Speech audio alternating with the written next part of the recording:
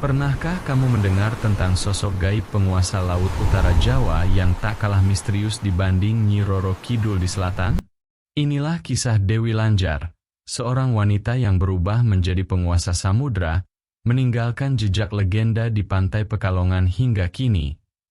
Sebelum kita mulai, jangan lupa subscribe channel ini, nyalakan lonceng notifikasinya, dan ikuti terus kisah-kisah legenda Nusantara yang penuh misteri dan pelajaran hidup. Di sebuah dusun pesisir Jawa Tengah, hiduplah seorang perempuan muda bernama Rara Kuning. Ia adalah sosok yang dikenal bukan hanya karena kecantikannya, tetapi juga karena kelembutan hatinya. Senyumnya mampu menenangkan siapa saja yang melihatnya. Namun, kebahagiaan Rara Kuning terhenti terlalu cepat. Suami yang ia cintai meninggal dunia dalam usia muda, meninggalkannya seorang diri. Sejak saat itu, duka mendalam menyelimuti hidupnya. Suara musik gamelan lirih, suara ombak bergemuruh di latar. Setiap malam, Rara Kuning duduk termenung di serambi rumah.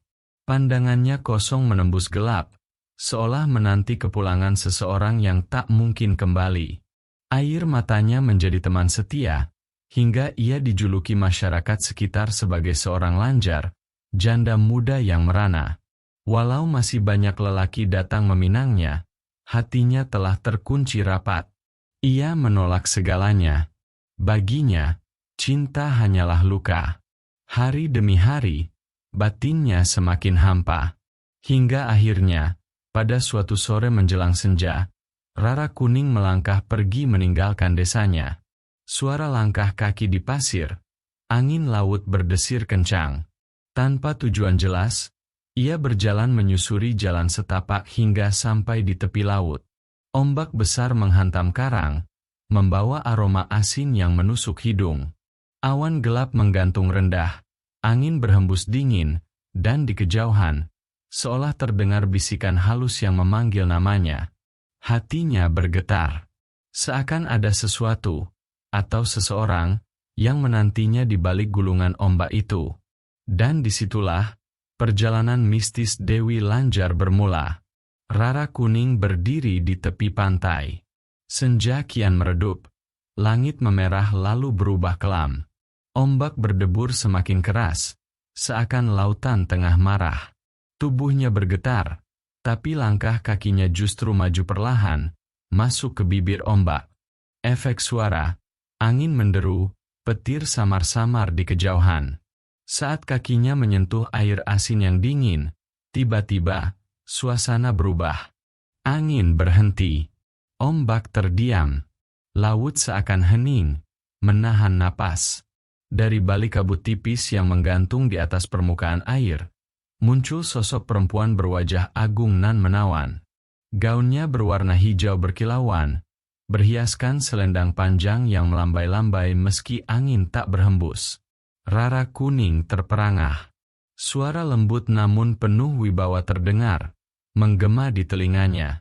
Siapa gerangan engkau, perempuan malang, yang berani menantang lautan? Rara Kuning menunduk, tubuhnya gemetar. Dengan suara bergetar, ia menjawab, "Aku hanya seorang janda. Suamiku telah tiada.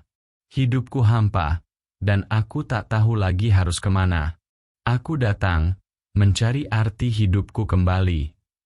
Sosok perempuan agung itu tersenyum samar. Matanya tajam, memancarkan cahaya kehijauan yang menakutkan sekaligus memikat.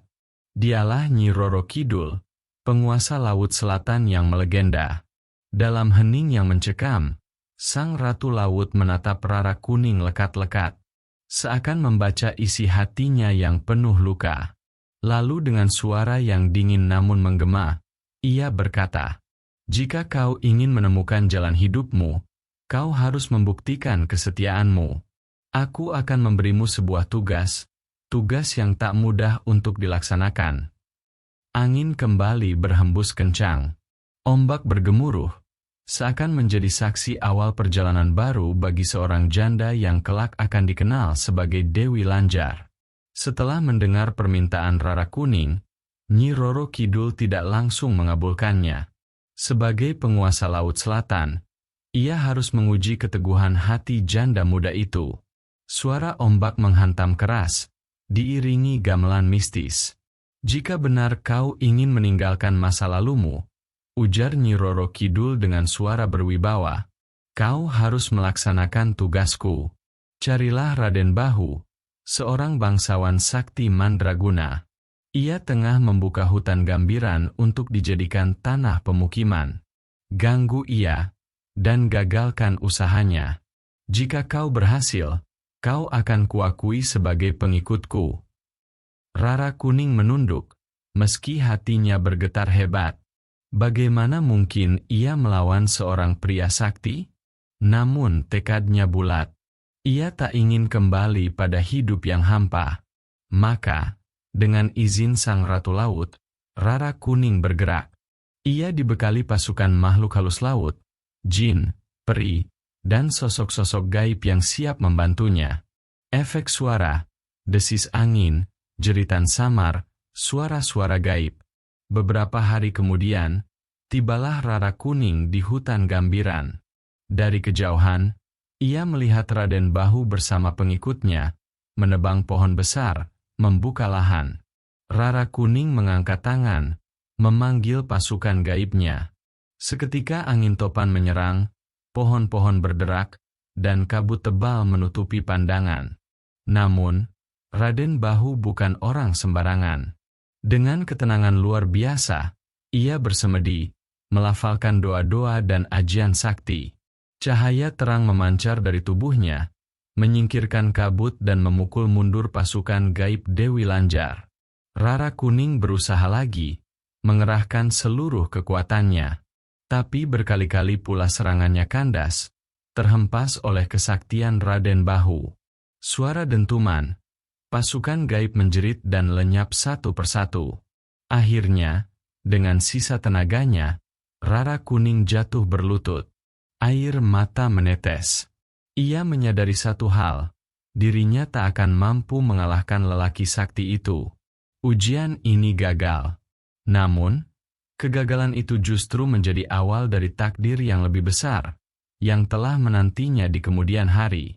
Tubuh Rara Kuning lemah tak berdaya. Ujiannya gagal. Ia tak mampu menandingi kesaktian Raden Bahu. Pasukan gaib yang menyertainya telah sirna, tertiup doa dan cahaya sakti sang bangsawan.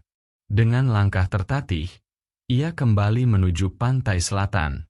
Angin malam menyambut, membawa hawa dingin yang menusuk tulang. Di sana, di atas batu karang tinggi, berdirilah sosok megah bergaun hijau berkilau, Nyi Roro Kidul, menunggunya. Efek suara, ombak besar menghantam, musik gamelan berat dan mencekam. Rara Kuning berlutut, menundukkan wajah dengan air mata mengalir. "Ratu, aku telah gagal. Aku tak sanggup melawan Raden Bahu. Hamba ini tak layak menjadi pengikutmu." Namun, Nyi Roro Kidul hanya menatapnya dengan mata yang tajam namun penuh kebijaksanaan. Lalu terdengar suara gemanya, berat dan bergema di udara. "Bukan kegagalan yang kuinginkan darimu, tapi keteguhan hatimu. Dan kau telah menunjukkannya, meski tak berhasil." Rara Kuning tertegun. Dadanya bergetar hebat. Kemudian sang ratu melanjutkan, "Kau bukan ditakdirkan untuk menjadi pengikutku di selatan. Takdirmu ada di tempat lain. Pergilah ke pesisir utara. Di sanalah lautanmu, di sanalah kerajaanmu. Aku anugerahkan kepadamu kekuatan untuk menjadi penguasa laut utara Jawa." Efek suara, deru angin besar, debur ombak, gaung suara gaib. Rara Kuning terdiam. Tubuhnya diselimuti cahaya kehijauan. Selendang panjang berwarna biru laut melilit dirinya, seolah menjadi simbol kelahiran baru. Sejak malam itu, Rara Kuning bukan lagi sekadar janda muda yang merana. Ia telah berubah menjadi sosok gaib nan berkuasa, yang kelak dikenal dengan nama Dewi Lanjar. Malam itu, setelah menerima wahyu dari Nyi Roro Kidul, Rara Kuning bergerak menuju arah utara. Ia melintasi hutan, sungai, hingga akhirnya tiba di tepian Laut Jawa. Laut itu berbeda, ombaknya lebih tenang, namun menyimpan kekuatan yang tak kalah dahsyat. Efek suara, suara burung camar, ombak berdesir, lalu berubah berat dan bergemuruh perlahan. Di sana, ia berdiri di atas pasir putih Pekalongan. Angin asin menyapu wajahnya, dan di kejauhan terlihat cahaya bulan memantul di permukaan laut. Dengan hati mantap, ia melangkah masuk ke dalam air. Setiap langkahnya seolah membuat lautan berguncang. Ombak meninggi, angin kencang bertiup, dan langit berubah kelam. Di tengah samudra, muncul singgasana gaib dari pusaran ombak. Pasukan makhluk halus laut, ikan raksasa, jin laut, hingga roh-roh penjaga samudra, datang bersujud di hadapannya.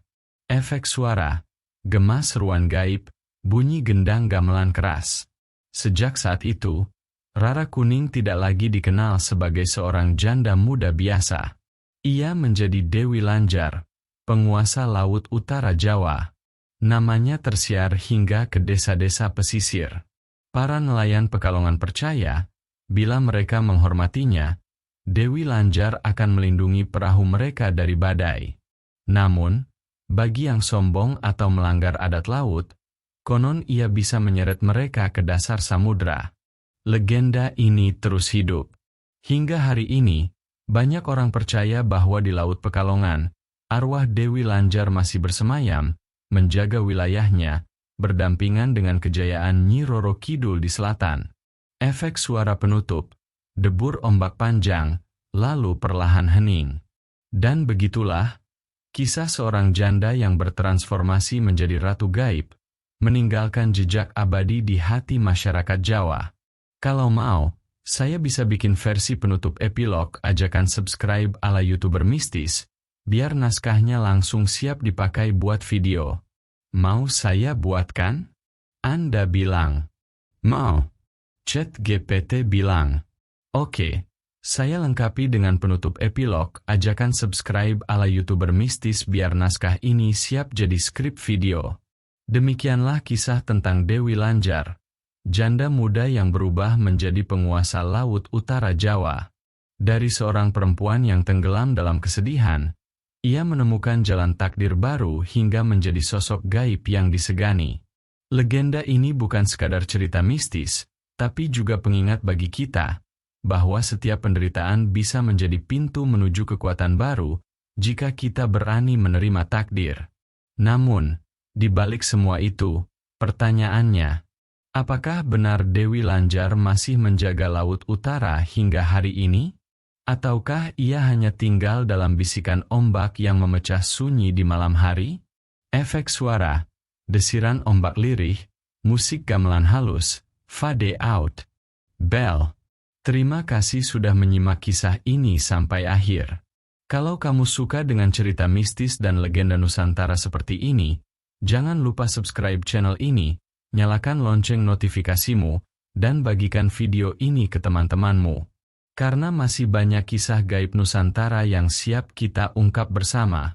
Dan siapa tahu, di antara cerita-cerita itu, ada satu yang sedang menunggu untuk mempertemukanmu dengan takdir yang misterius.